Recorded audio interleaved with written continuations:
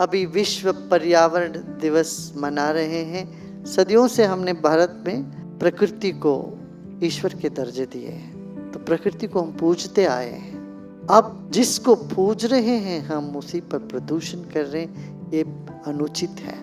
तो इसलिए हमें अभी पर्यावरण को शुद्ध रखने के लिए हमें काम करना पड़ेगा। अब किसानों को ये बात नहीं पता, प्लास्टिक की शीट लगा देते हैं खेतियों में। जब फसल निकालने के बाद वो प्लास्टिक उसी में जमीन में रह जाता है, फिर वो उसको जला भी देते हैं। इससे कितना डाइऑक्सिन पैदा होता है, लोगों में बीमारियां फैल जाती। फसल काटने के बाद वो जो जड़ बच जाता है, खेत को जलाए मत, इसको मल्चिंग करें। मिट्टी में उस जड़ों को रौंदने से फिर वो अच्छा खाद बन जाता है। अगले फसल के लिए वो बड़े उपयोगी सिद्ध होते हैं। फिर दूसरी बात, पार्टियों में, शादियों में हम लोग प्लास्टिक की थाली और प्लास्टिक का लोटा ये सब इस्तेमाल करते हैं। इसको बंद करना चाहिए। पत्तल के थाली और पत्तल के दोना, कुल्हड़, इसमें लौट के हमें जाना चाहिए। 51 ट्रिलियन समुद्र में और हवा में प्लास्टिक का कण घूम रहे हैं।